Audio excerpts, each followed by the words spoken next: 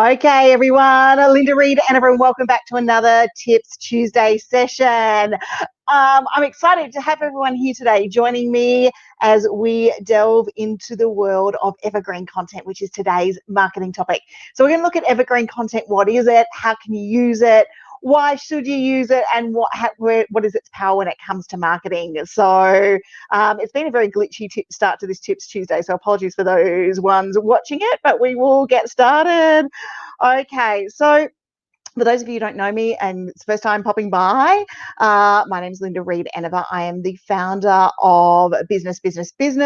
I am the founder of Media Connections, and I'm a marketing consultant and ideas strategist, and I like helping other people learn what it is that I do, and that is how to market and take your story to business, to market. Take your story to market. Well, market your business. Take your story. And I'm just sharing this to the BBB group, and everything is so slow here today, so I apologize if we're getting a bit of a lag behind.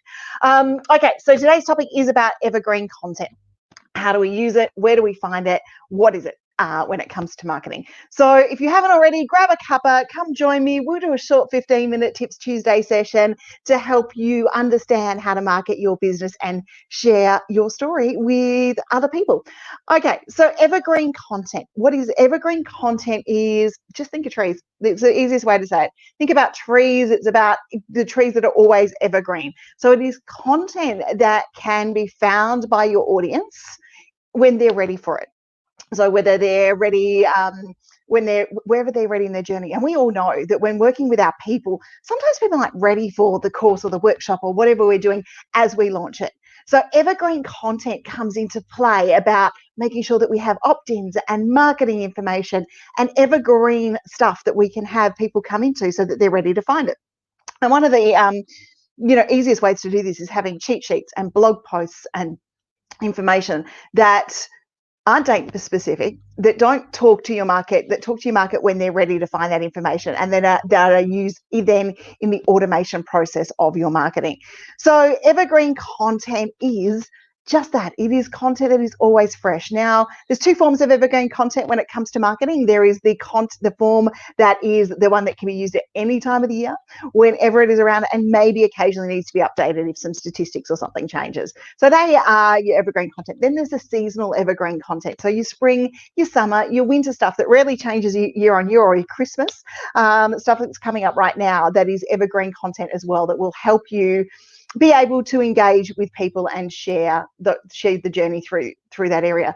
So those things come in seasonally. So you would use, I use Meet Edgar as my scheduler.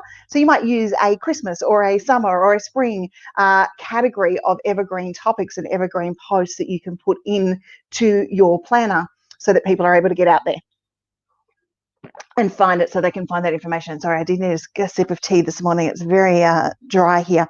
Okay, so in a nutshell, evergreen content is that information that can pop up again and again, and it's when people want the information. And when it comes down to marketing, our launches, everything we're doing is great, but people may not be ready for the information. They may want it a little bit later. They may want it down the track. And we may not be able to market it to them at that stage. And that's where evergreen content comes in, because with evergreen content and the power of automation, we're able to be found. So we're able to have videos come up, talking about whatever our course topic is, or our blog is, or our product is, or we're able to have frequently asked questions come out there and do that. So what are some of the evergreen topic ideas that you can use within your business? So if you're a coach or an advisor or down that area, then you might look at the top 5 tips on a topic, or top 5 tips on, we're here today, we're doing something on evergreen content. Now it's very much the way I say this, it will repeat, no matter whether it's a blog post, it's notes, whatever it is, it will repeat, but I'm going to share my top tips on evergreen content and how can you use it. So similar to this topic, you could go, what is, how do you use it, and what's the benefit?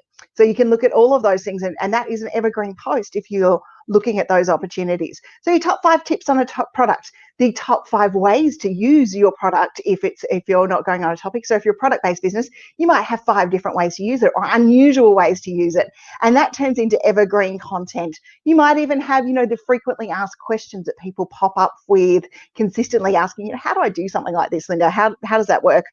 Or how do I plug this in? Or I'm stuck doing this or it doesn't work. So those videos or tutorials or blog posts or tip paste images all become part of your evergreen content.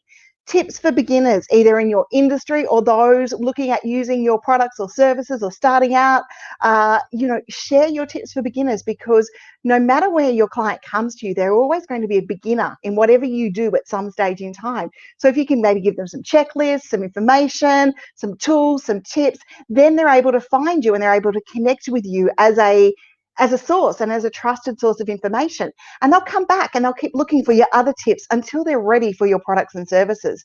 And when we come to our marketing, we've got to understand, not the first contact is unlikely to be our sales contact. We're wanting to have multiple layers of opportunity there to help people to get in and get to know us. Explaining your industry terms. Now, PR and marketing has a world full of terms, and those who've been in my workshops will understand that when I first entered the world of marketing, I was asked to go and make some copy. And I went to look and make copy like this. So make some copies of paper. Now, I entered marketing as studying from a teacher's degree, and what I didn't understand was copy was words. So copy was the text and the words and how things go. So explain your jargon, explain those terms that might confuse people, and allow them to come to you as a trusted source, because you're not afraid to explain the jargon and you're not trying to confuse them. So they're ready to engage with you because you're explaining those terms. Checklists are another good one. Checklists for website reviews, checklists for how to best operate your thing, cleaning your fish tank checklist. I downloaded one of those on the weekend because it's been a while since I ran tropical fish. So look at different checklists that people can engage with you, that you can offer, and you know that you offer them because you give them to people and you think it's second nature. And those checklists are quite often really valuable resources. And for those attending the opt-in workshop that we're doing today, that's something that we're going to delve into. We're going to delve into checklists and how to put them in opt-ins and trade that information. And this information is really good. We can trade most of our evergreen information for email addresses if we're doing checklists and really good content out there. You put a little bit extra work in, you can do an opt-in, have them come in, and then put them through a nurture sequence email series about nurturing and further educating them so that you can lead them to the sale. How to use a product and services, ideas and resources. So maybe resources that will help them, maybe top tips to help them, understand their website, or top tips to help them, clean their lawnmower. If you're a lawnmower maintenance person, you might give them top tips on how to clean their lawnmower in between visits to you, who's going to maintain it. The best tools for your audience. So the best tools to do whatever they need to do, as long as it's something that fits within your business. And a mix of free and paid tools really work well within that one. But the best free tools is always a really good evergreen blog post coming up. And then you might want to pop in some tips from there. I tend to do a yearly roundup of the best tools I found in XYZ year. And then we have some other tools posts that you'll see inside the business website that talk about different tools and how you can use them within your business. Things you should know or ask before using your service or buying a product, or entering into a rental agreement. I'm pulling ideas from my head here, guys. But have a look at those options about being able to engage with your people and your audience in an evergreen nature there, because people are going to, those advice pieces, the things you should ask before hiring a graphic designer, for example, is going to be about, do you understand my brand? Have you worked with similar brands before? Those questions are going to be pretty much similar. And if you can either put it as a blog post on your website so that they can get it, or a download or a checklist, then you've got the opportunity for people to be able to engage with you within those areas. And once again, see you as a trusted source. Another one that we like is the questions that are being asked by your clients. These make amazing evergreen content, because the questions who are being asked by your clients are the ones that are going into Google.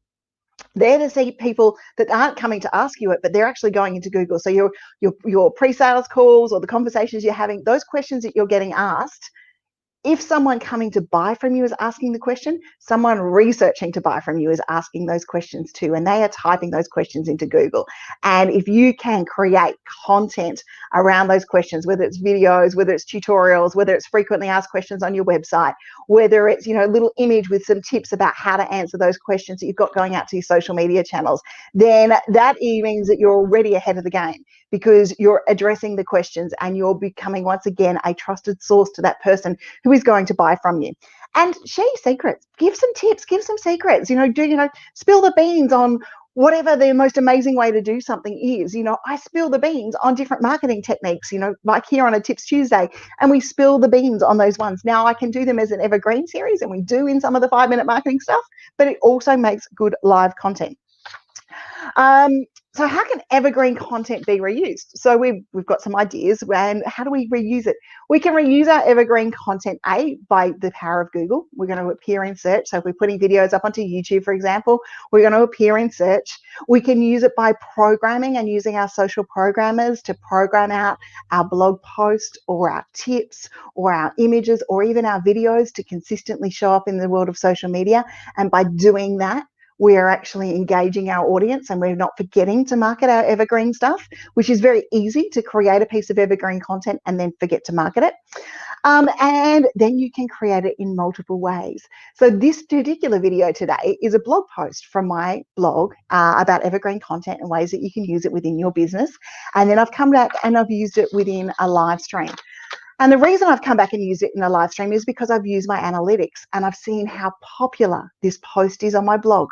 And by knowing that it's a popular post on my blog, I have a feeling it's going to do okay in the world of video too. So that's why I've come and I've used that one. So I've used my analytics, and I will look at maybe how I can delve a little bit deeper about teaching you about evergreen content. Do I deliver a course? What do we do next that helps you understand the world of evergreen content? I might even look at doing a couple of evergreen snippets. I might do an evergreen ideas series that comes into just simplified little snippets and little tips, maybe 1-2 minute videos around evergreen content. So use your analytics. Have a look about what it is. So whether it's your Facebook analytics, your Google analytics, your YouTube analytics, your Instagram analytics, see what people are engaging with. What is it they liked? How can you dive a little bit deeper or share a little bit more information in the topic? And it can quite often be paid access rather than just always free stuff. And then how can I come at it as a slightly different angle? So what else can I twist, or how can I make it a little bit different? So for example, how can I take the blog post that was static and reading and put it into a video? This is how I've switched this one up, the other one. So don't forget to use your evergreen content in different mediums. So, everyone has a different learning style. So we have our text-based stuff, we have our video stuff, and we know the algorithms love our video-based stuff. We might break it up into a series of images, and we might break it up into smaller formats as well. And if it's really popular evergreen content, then I would be looking at making it a course. I would be looking at taking it and delving it into a course. If it's something that's going to answer a problem and deliver a solution for your audience, then I would use something like Thinkific, and I would build it into a course platform and support that course with little tip-based pieces that lead into the funnel or into the marketing tree, to lead people up the tree in the journey, to help people connect with you and understand that they can access the course that solves their problem because it's evergreen in nature at the moment, at the time when they need it, when they've taken value from the rest of your content. For those of you who've joined me today, thank you so much for joining me. I'm excited to see more people turning up to a Tips Tuesday session. I'd love to hear in the comments what evergreen topics you are going to use within your business. And I am looking forward to delivering a few more training sessions around different ways that you can use evergreen content within your business. We might even do a live workshop between now and the end of the year. Let's see how we go. Okay. I am off to run the working days today virtually, which is creating opt-ins and lead magnets. And if you want to know more about nurture sequences, we have that information coming up. Just head to lindareedenever.com.au/events, and you'll see my upcoming workshops and events. And thanks to COVID, all of them are virtual at the moment, which means everyone can come and join me. Okay, see you soon. Bye.